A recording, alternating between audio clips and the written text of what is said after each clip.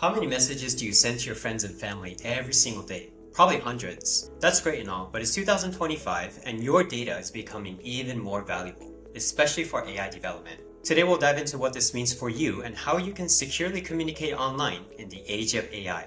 My name is Hikaru Kasai. I'm the editor at Token Post. And today we have with us Paulo Carlos, who's the business developer lead at Sending Labs. How's it going, Paulo? Everything's going great. Thank you, Hikaru. Perfect. So let's dive into the first question, which is actually a very important one. So across some major messaging apps like Kakao, WhatsApp, Facebook, Messenger, WeChat, you name it, right? And even Telegram, there's actually more than 7 billion monthly active users. So given this a massive scale of adoption, how vulnerable do you think users are in terms of their data protection and also privacy, even today?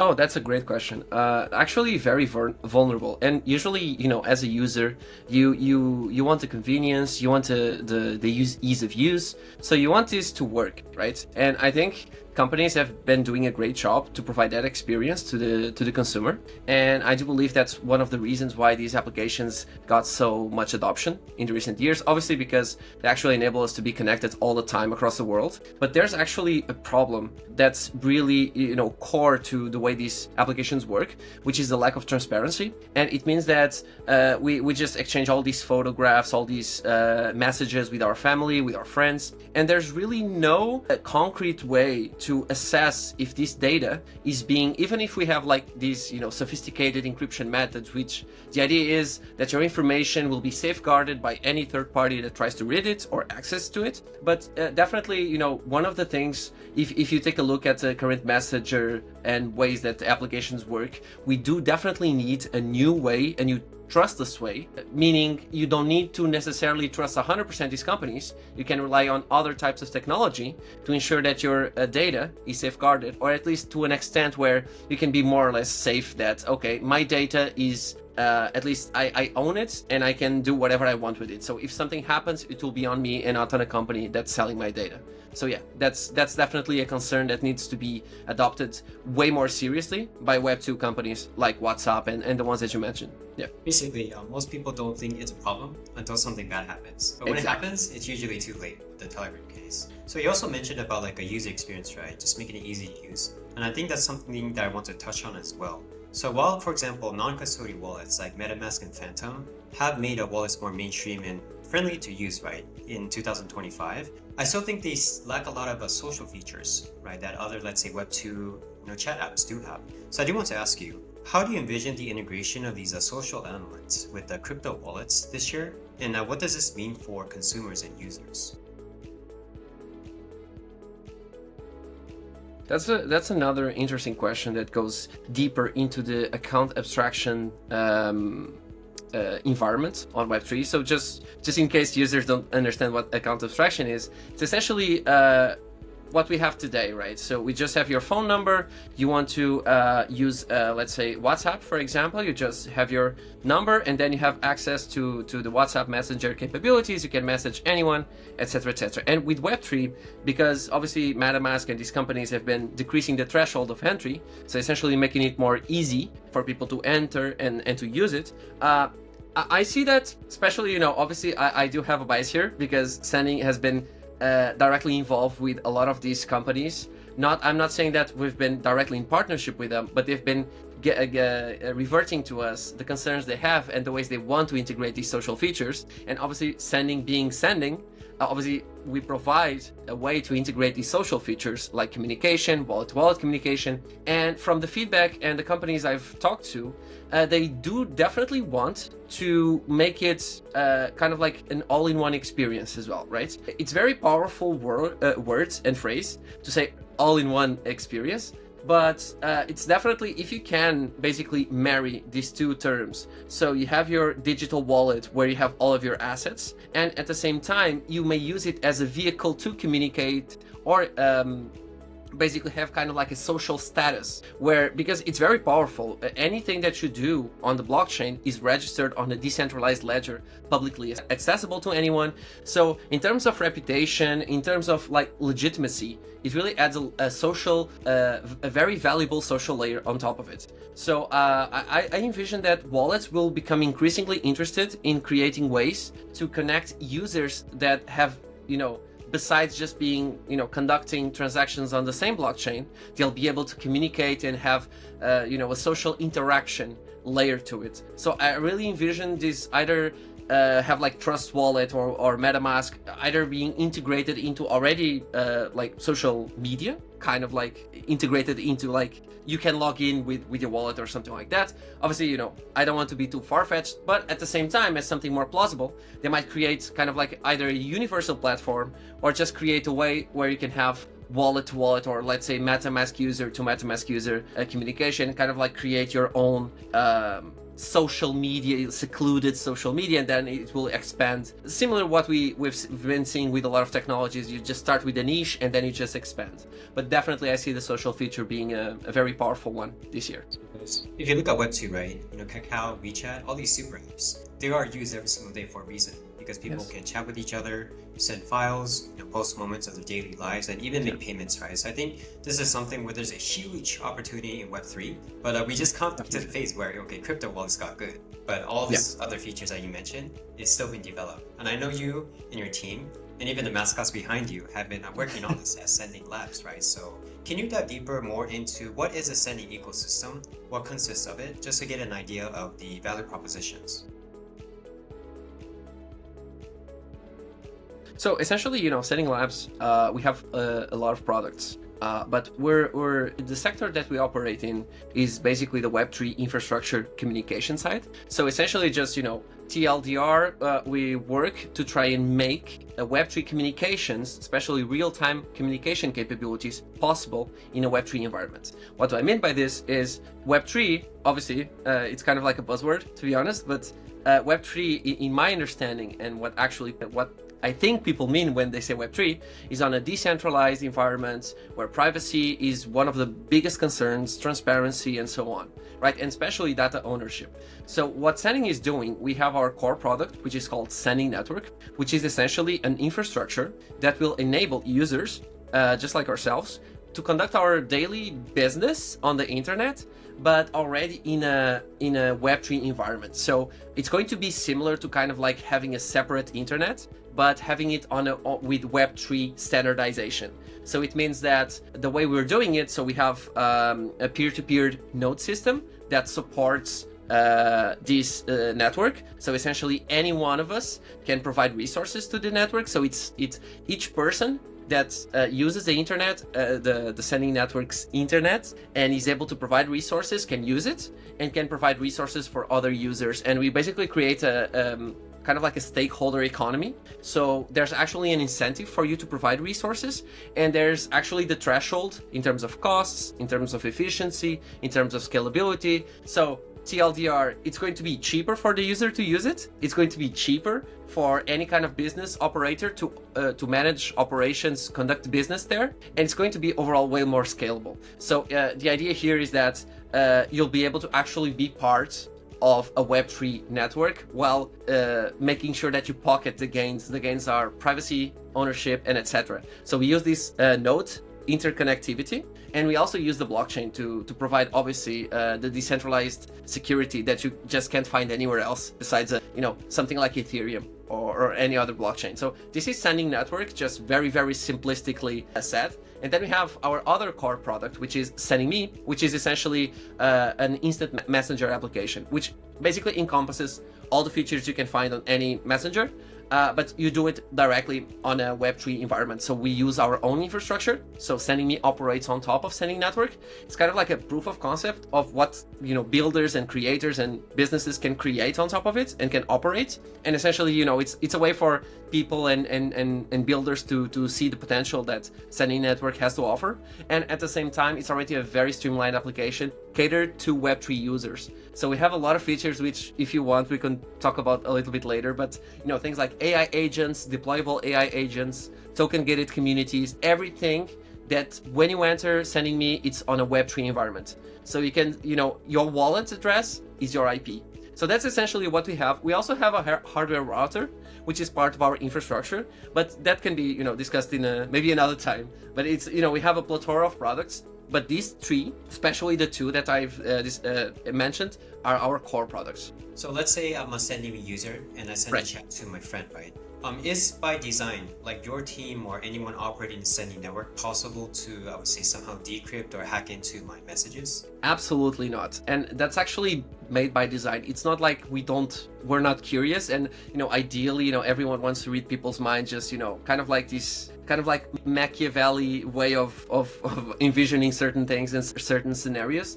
But no, absolutely not. Actually, Sending Me, it's one of the few applications, if not the only one, that actually enables you to manage the encryption keys of your own chat rooms. So you can even either just store them locally, or just, you'll have to trust a node and then, delegate that data to a node. But it's one of the only applications where you can store your private key. And by the way, shout out to Signal, the guys at Signal, because we use their double ratchet encryption algorithm, which is a fancy way to say it's one of the best ways to encrypt messages from peer to peer.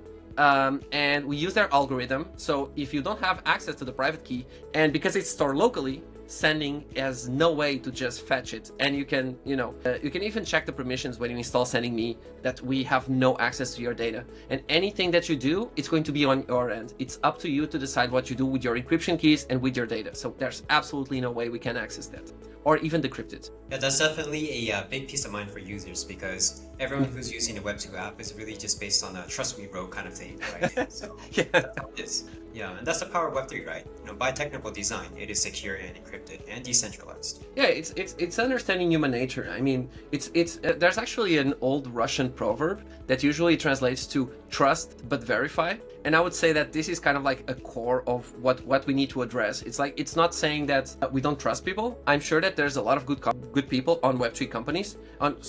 There's a lot of good people on Web2 companies. But that's not to say, even if just, let's say, 5% of those people are corrupt, that's enough people for you to be concerned about. So it's better to design a system that does not allow that to happen, or it's very resistant to it, than to just say, trust me, bro, everything's fine, and then something happens. Then people get, oh, crap, something happened, so I need to do something about it. But then when you have, like, if you don't do it from the beginning, then you never get to a point where you actually have an interesting application with the user experience that's worth using. So when this happens, you can just have like a shift for these kind of privacy-focused companies and Web3 applications.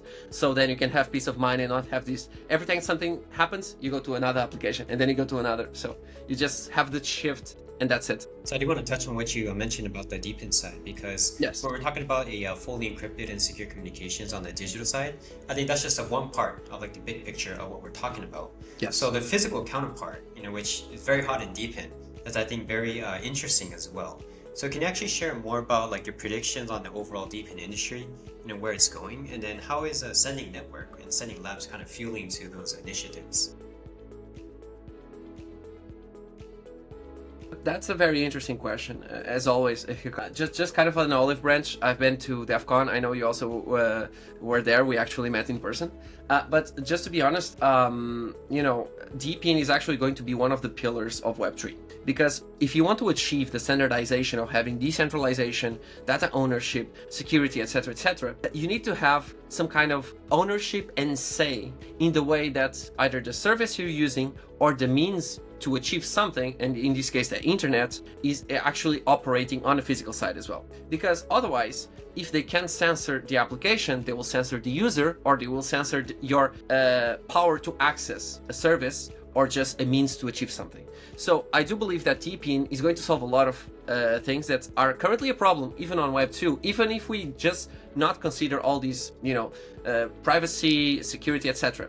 So we're talking about scalability first, right? So DePIN is very powerful. By the way, DePIN is just a decentralized physical infrastructure network, which is just a fancy way to say that you have a lot of people that have devices, physical devices, either being routers or whatever, or computers, or any kind of IoT device that you connect to any kind of network, right? And if you're a company, usually you need to have ownership over everything that you need in order to conduct your business. Let's say if you're a telecom company, you need to own the physical cables, or you actually need to rent them from someone. With DePIN comes here and just says, okay, I'll pay you a part of what I'm expecting in terms of revenue as an incentive for you to let me use either your side of the device or your part of the network where your device is operating or anything akin to that. And it means that instead of you having to spend billions of dollars and a lot of time, erecting these infrastructures, you can just rely on already available infrastructure. And essentially you just open up a way that everything can run so much faster all the time everywhere. So I come from a very small town, and there's really no incentive for telecom companies to build there. So if you have already a person that has like let's say a satellite dish or something like that, he can make it available, and everyone is going to have access to the internet. And at the same time, we're going to be, rewarding this gentleman here that's allowing our access to the internet through his own infrastructure. So that's just an example, right? So I think in terms of scalability, in terms of cost, because instead of having just Amazon or Google just basically monopolizing 90% of the storage capabilities in terms of server ownership and stuff like that, you can have like just, regular users providing, renting access to their storage units they have, either their computer, bandwidth, etc. So we're talking about decentralization. So you no longer have these companies having the full power. They might have the capital, but they don't have the infrastructure power to censor anyone, because now they're stakeholders on the network. So because they're stakeholders, you cannot just lobby two or three company owners. You need to lobby 1,000 people, 3,000 people, 10,000 people, because now those people are also part of the network or service that you're offering, right? And they're taking a cut of it. So basically it's like anti-monopoly, it's decentralized, it's way more competitive, because now you have like, okay, so my neighbor is actually offering me a better deal than my other neighbor, and I have access to the same service. So to me, I'm going for the cheaper one. So there's a lot of things that DePIN actually can solve. That's the Web 2 problems, but on the Web 3, it's definitely, when you have a decentralized way to conduct service and operations and businesses, there's actually a better way to ensure that there's a lot of redundancy. So you don't keep your eggs all in one basket. So you have a way to delegate your information to different peers, to basically conduct businesses with way more peers. And in this way, you actually flexibility and choices, and that's one of the things that also DePIN gives you, choices to really have full responsibility of your data, make sure that you decide how your security is going to be conducted, and basically enables all these things to happen and way faster than your regular Web 2 thing.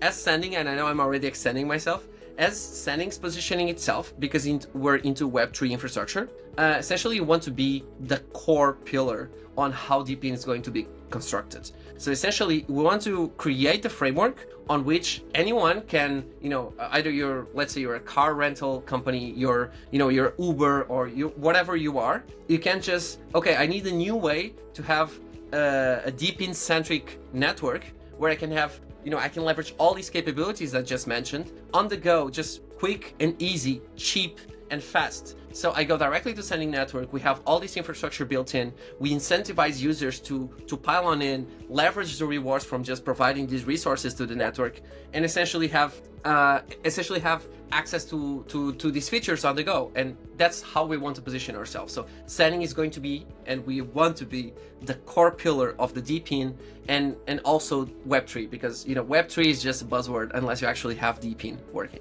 Of these reasons that you mentioned are also another reason why AI is also exploding, right? Because it's based on distribution, having hardware available, and making it also cheaper, which is why we're seeing so much more readily made AI tools for developers, more ways for people to launch AI tokens and crowdfund for that. So that's something I do want to talk about. For consumers, right, who don't have coding skills, don't have the PhDs in AI, what emerging trends do you think will take AI agents to the next level in terms of the actual usability and, let's say, impact on a daily life?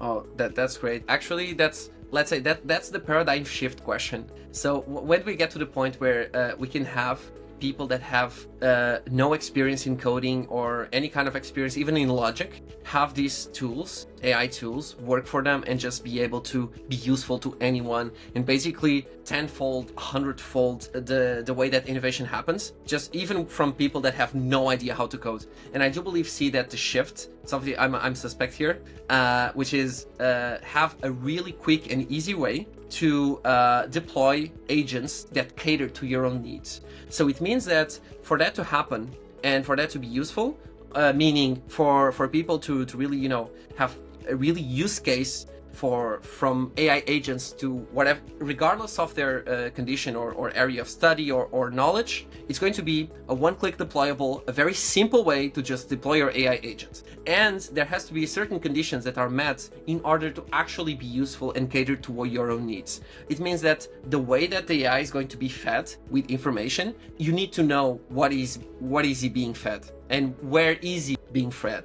So it means that you need to understand the source of the information, and it needs to be very easy for the user to feed the AI information that they want it to be knowledgeable about. So that's one thing. So ease of use, ease of deployment, very abstraction in terms of the way you interact it. So it should be something like ChatGPT, where okay, I need to configure my AI agent. I just go, I go, let's say Sending Me. Let's say we have an AI agent on Sending Me. Okay, I open Sending Me. I'm just chatting with my agent, and it should be as easy as like talking to a coworker and explaining it what I need him to do. So it should be okay, little AI agent.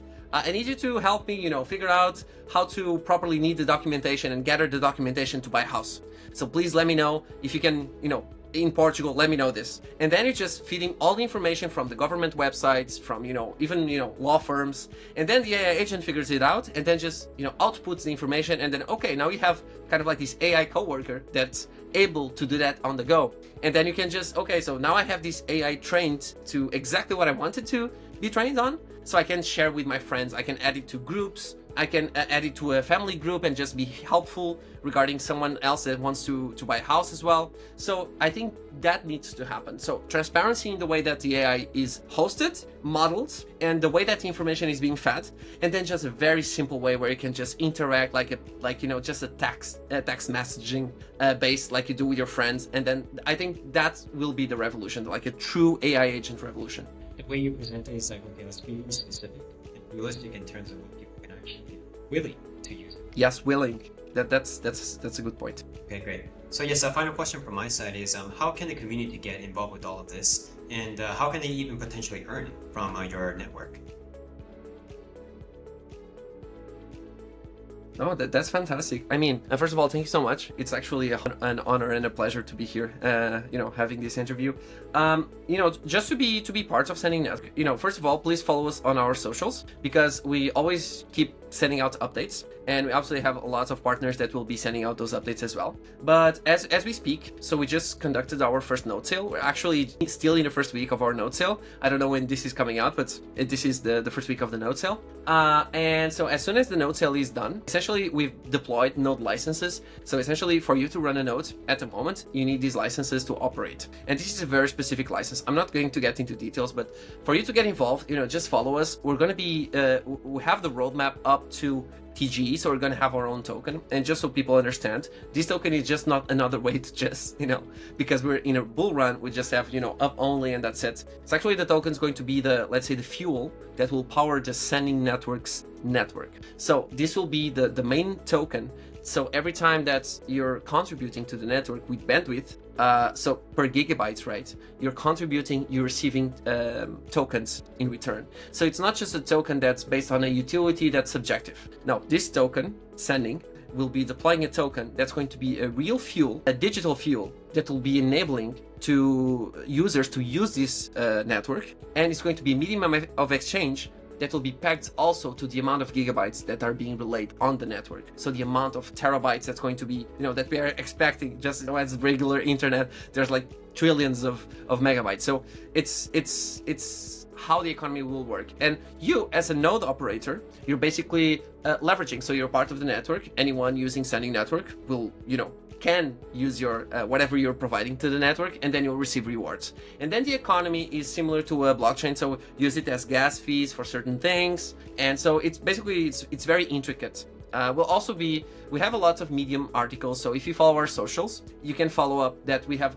a lot of very technical detailed articles, and also more accessible ones. But essentially just if you run a node, you're part of the network, you can contribute to it. Also obviously we also invite people to join in our on Sending Me, and you can already explore. It's a free application. We really want people just to test it out, and you're going to be deploying way more features, and one of those, the most weighted features, obviously I'm not going to say it right now, but it's related to AI, and we plan to having it as soon as possible ready for the public to test it out. But you can already, basically enjoy the token gated features and basically, explore a little bit more on the IAM side. And yeah, just to be involved, just follow us on our social. Just sorry for the repetition. Follow us on our socials. Check the node sale. We really appreciate it. Don't worry, you're gonna be able to, be part of the network regardless.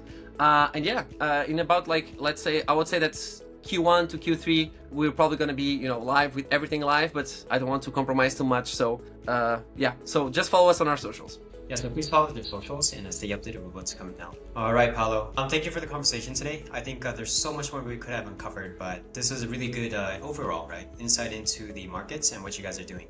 So thank you very much, and we hope to have you again next time. Thank you, Ricardo. It was a pleasure. Thank you.